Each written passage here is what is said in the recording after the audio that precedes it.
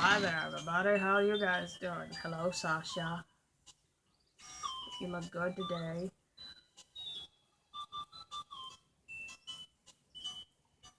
Anyways, yeah, we're gonna do some things today, but yeah.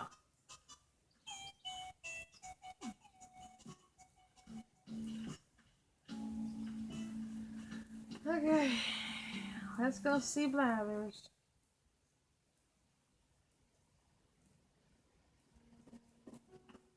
Hi, Blathers.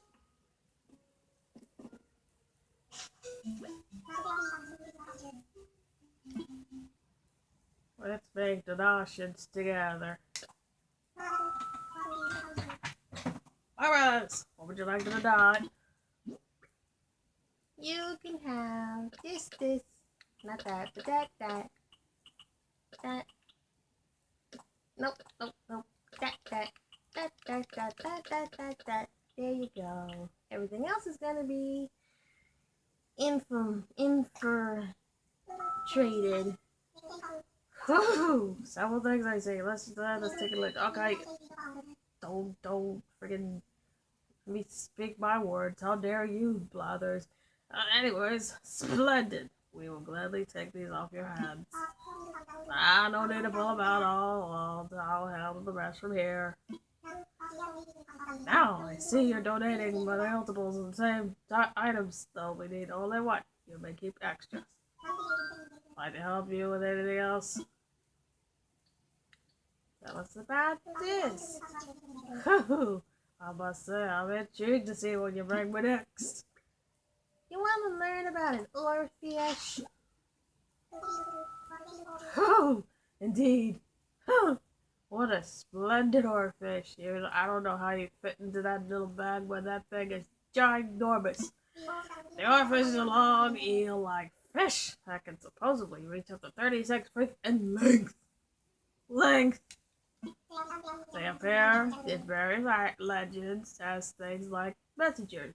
No, that's not true. It seems to me a creature like that could explain the myth of a massive ship-crushing sea serpent, which that's not true either. It is, of course, well documented that people tend to exaggerate the size of the one that got away. We are sorely lacking an oarfish, you don't say. It pains me to say, I confess, I hold out hope you'll consider donations into donating yours. Like to help you with anything else? Tell me about this. Yes, what do you bring me this time? A whale shark. Oh, indeed. Oh, what a splendid whale shark. The mighty whale shark is the largest species of fish in the world today, with specimens up 60 feet long. 60 feet long. Unlike many of their kin, the shark family whale sharks are non-violent, eating only plankton. As such, they grow slow and live long, relaxed lives of filter feeding and leisurely and warm waters. Now, if only we can do that. I'm not saying because we don't belong in the ocean. I'm saying because we should all live long lives and not grow old. Wouldn't that be nice? Well, if you ever had to choose a fish or roommate, you could do worse than the whale shark. Unless you can't swim. Sonic. I'm not going near the ocean. What are you talking about, Tails? I can't swim.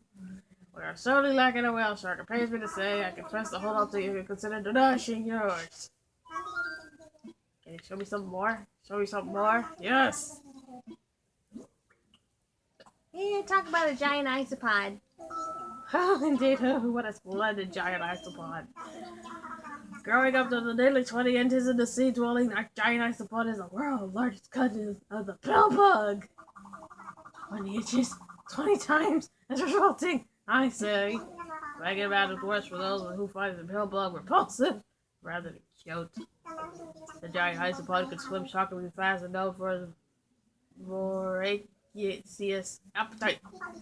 In fact, it's most happy when dining on the carcasses of animals that sunk to the bottom of the sea. This behavior has earned its nickname, the vacuum cleaner of the deep.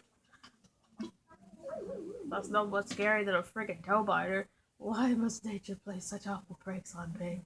Oh, at least the toe biter isn't here, or else I'd be really scared. We are sorely lacking a giant supply. Donations, stuff. Tell me more. Let's go. Cause yes.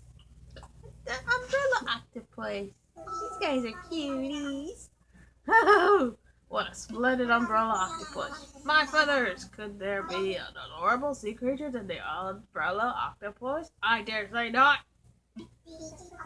These deep sea creatures, sea octopus, says are on the small side and use the cutest hair-like fins to flutter about. Meanwhile, it's the web stretched between their tentacles to give them their name. Oh, it's true. With arms stretched wide, they look like, for all the world, like an umbrella. Well, surely the last thing an umbrella octopus wants is to stay dry.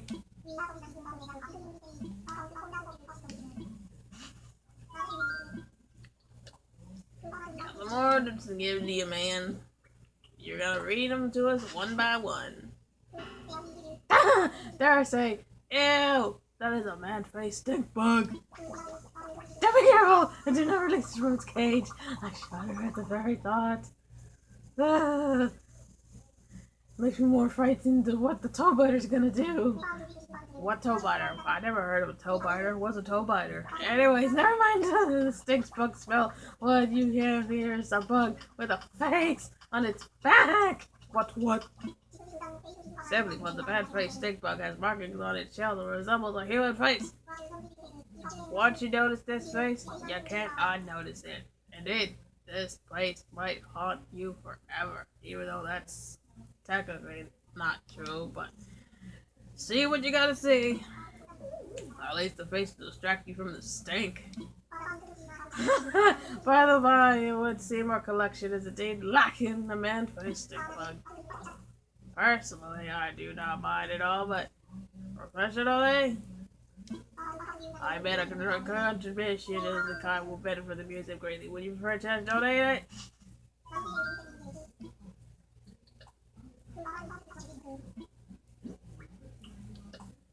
Here's an Atlas moth. Oh, dare say, ew! That is an Atlas moth. The Atlas moth is a monstrous thing. Not only is one of the largest moths in the world, the tips of its wings look like rather the heads of venomous snakes. Snakes! Despite its largeness and loathsome looks, the adult Atlas moth lives up for a few days.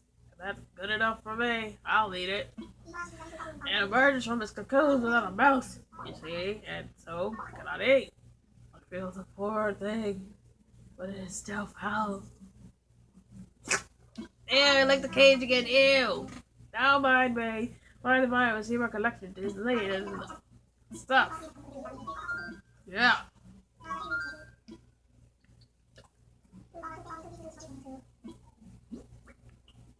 Here's a tarantula. Dare I say, ew! That is a tarantula. As giant spiders go, the tarantula is said to be the quite docile. Can you believe it? But have you seen such foulness, fuzziness? It is a fact. Tarantulas have barred belly hair. I say again, barred belly hair. These awful arachnids let loose their spiky, itchy hairs to protect themselves from predators. But see how tarantulas also prey on frogs, mice, and even birds. One must ask, I'm a bird. Not again, Blathers. Who needs protection from whom? Who indeed? I have my stuff and other stuff like that. You got more to tell me? Yeah, you do. You want a mantis shrimp? What a splendid mantis shrimp. Think carefully before you mock the mantis shrimp for its diminutive size. I warn you, it's itching for a fight. Ooh, my kind of thing, man. A pugilist soul through it though. Its bright hued fellow packs a punch of unparalleled on land or sea. Again, my type of thing. Go ahead, Knuckles. Try to fight a mantis shrimp. I will. Not only of its own forelimbs shaped like clubs and scythes, its arms are naturally spring-loaded too. Can you believe it? Thus the mantis shrimp's high-speed blows crack open crab oyster shells and with ease.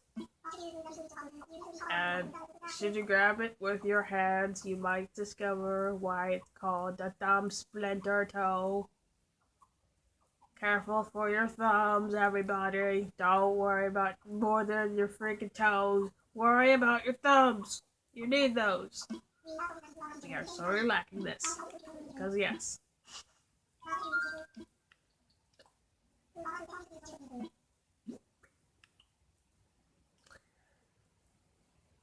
The citrus longhorn beetle. We're going to learn about this.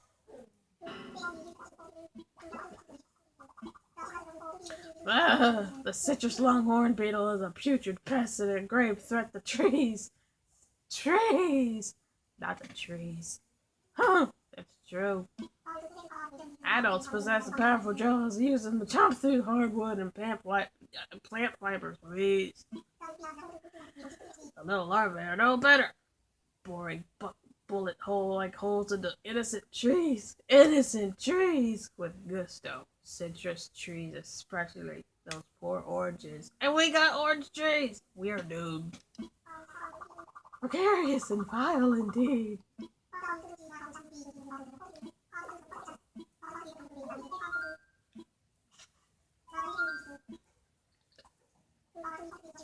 Excellent. What do you bring me next? Ladybug! Hey, hey! Thursday! Ew! That is a ladybug. A very beautiful creature, but Blathers does not think so. Yes! Yes, ladybugs are quite beloved thanks to their tiny round shape and adorable spots. Today, I say, bah! Facts of the matter are some striped instead of spats, and some have no markings at all. No, I should never understand why it is said that when a ladybug lands on you, you have luck. But I should only have a fainting spell. Yeah, well, we've seen plenty of ladybugs in our lifetime, and we found them pretty cute.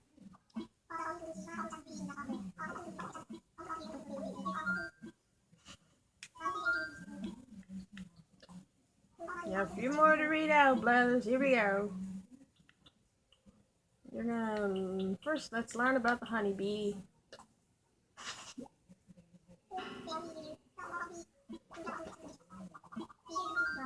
Did you know it takes a team of honeybees working together to transform flower nectar into honey? Indeed, forager bees suck nectar from flowers into their honey stomachs and then fly into the hive.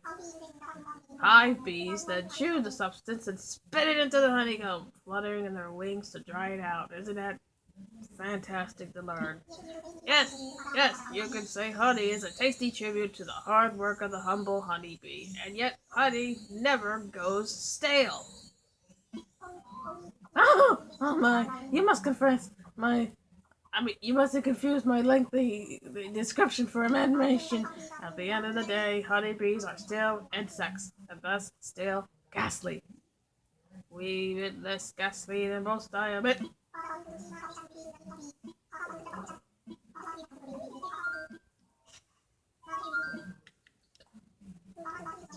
Alright, next on the list, you may talk about the sea butterfly. Oh, indeed, what a splendid butterfly. Such mystery, such grace. Did you know that the sea butterfly's scientific name is the Decazomata?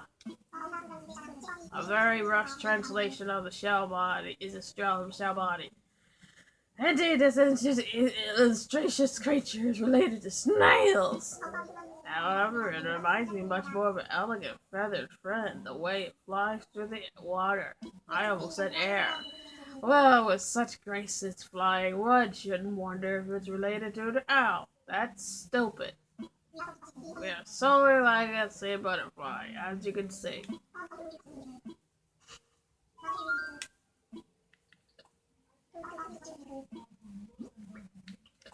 Talk about flatworm, whatever this thing is. Marine flatworms are, well, flat and worm-like, as their name suggests. There you go, that's all you need to know. Keep reading, Blathers, come on, man. But while the sea creature is said to be quite simple, it does possess some rather remarkable powers. You see, when flatworms are injured, they can grow new body parts with ease. Now, if only we can do that. And when a flatworm is cut in half, each size can grow a whole new flatworm of its own. Impressive. Well, most impressive of all, some flatworms can clone themselves without suffering a single cut. Ellie, look at the back, you! Ah, if only I, too, could safely divide myself in two. Oh, imagine all the work I could do. And yet too many blathers to blather about. We are sorely lacking a flatworm. So yeah, stuff. And keep on talking. Let's go, Blathers. Talk about this big guy. Oh, what a splendid ocean sunfish. One of the biggest fish in the world. The ocean sunfish is a large relative of the blowfish with an unusual shape, like a fish head with a tail. They are fairly relaxed species, often content to ride where the current takes them. But me personally, I just feel like taking a nap. 'Cause, yeah. This is fortunate, as otherwise the sight of a large head coming towards you might be alarming. But don't question it. It's just another fish at the end of the day. Let's learn about a killfish. What the heck is a killfish? Ah, the majestic killfish. Did you know that there are over 1,000 different species? My goodness, what a family tree to keep track of. My own favorite killfish species are the mangrove, which can live on land for weeks breathing air. And the mummiecog, the first fish ever brought to space! Space! Oh my goodness, what the heck is a mummiecog? I wonder if the killfish you brought to me is related to either of those interbred explorers. What a useless information. Anyways, more talking. Here we go, everybody. Rather you talk too much. You talk too much. Tiger prawn, let's go. The tiger prawn is a hardy crustacean found in many places around the world. Named for the stripes on its exoskeleton, it molts out of its shell as it grows in size. If only I could acquire a large home with such ease. Ah, I wonder where you get those. But do you know where I find most fascinating? The tiger prawn's legs. No, not that kind of way. Don't be freaking weird. It has 5 pairs of swimming legs, 5 pairs of walking legs, and 3 pairs of limbs to eat with. Delicious. How about I ask, does it not trip over 26 feet? My goodness. We are sorta like a tiger prawn. Let's go. More Donotions. You haven't even denoded freaking anything good yet. Let's go. Mosquito, one of the grossest creatures in the world. Ah, as everyone knows, the mosquito is a vampiric pest that sucks blood from innocent bystanders. But did you know that the only females suck blood? Oh, it's true. They need it to make their eggs, which is even more disgusting. When they sink in their snout into our skin, they inject us with saliva that helps us slip at their meal. Now this is more disgusting. Filthy mosquitoes. It's the saliva that makes us skin itch and scratch. You know, So rude. Did someone say so rude? Not you, Charmy. Oh, man.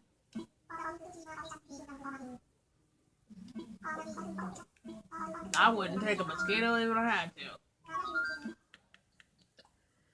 Gotta keep on talking. Let's go, Blathers.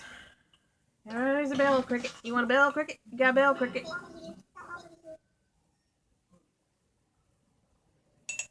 Ew! What the heck are you gonna do with that bell, Cricket? Anyways, the call of the bell cricket heralds the arrival of autumn. Ain't that something? And I concede, concede, it is rather pleasant sound. If you think about it. What I do not find pleasant is the way these things rub their strange wings together to make their song. How? Ick! Make matters worse, bell crickets have been known to shed 2 of their 4 wings. And they simply leave their wings where they fall, as if they're litter. I simply cannot abide to such audacious behavior. I do not want to lick this one. Don't make me lick it. Anyways, stuff. I gotta read the next cricket, so let's go. Words. There you go. Cricket. A regular cricket.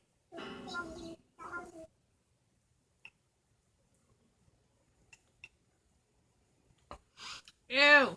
And a cricket.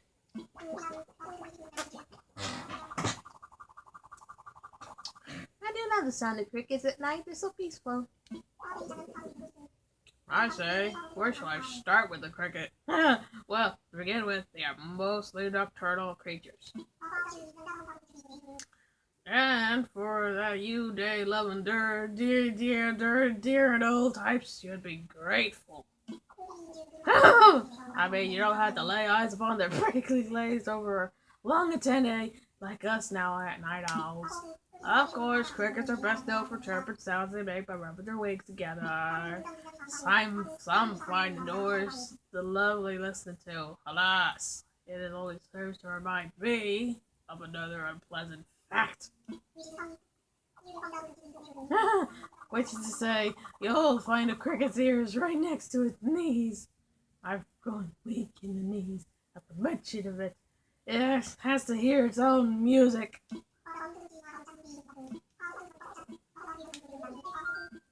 Got 2 more for you, Blathers, and then we can donate the rest of these. Donation? Where? I want a donation. There's a... Ew! That's a peacock butterfly. Pretty as a peacock? Bah, I say. The wings of the peacock butterfly may have a pattern similar to the bit of a bird, but its 4 wings are also often covered in a dark, velvety hair. You heard right. Hairy wings. Hairy rays of elevation, indeed. By the by, yep. Don't have butterflies, so yep. One last bug for me to read, and you guys can go give me the friggin' rest of these bugs. And you can sell the others that you don't need. There's a... Ew! That's a red dragonfly. I won't deny that the wretched red dragonfly is an elegant aeronaut. It manipulates its 4 wings quite uniquely so it can hover and maneuver through the air with ease. But the reins on its wings, what a ghastly things! One can't help but gasp at the sight of them. Appalling aerodynamics indeed. By the by, I don't have blood or feel on a dragonfly, so yeah, you donation? Donation? Can I have donation? Make a donation! Donation, let's go! Have. Have.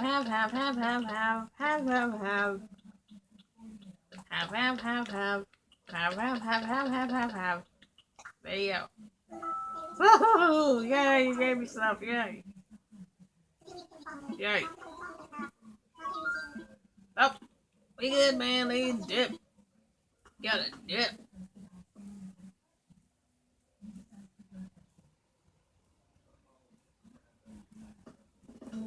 I guess you could say this is part 1 of collecting creatures.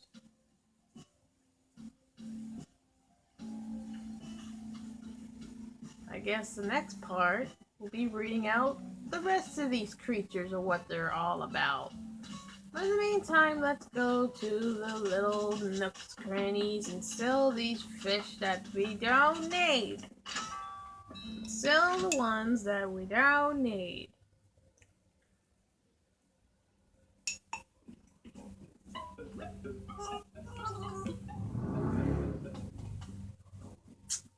Don't need that either.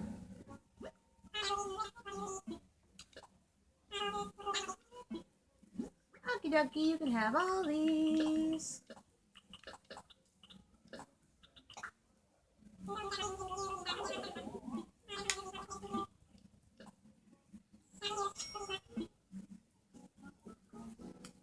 Right.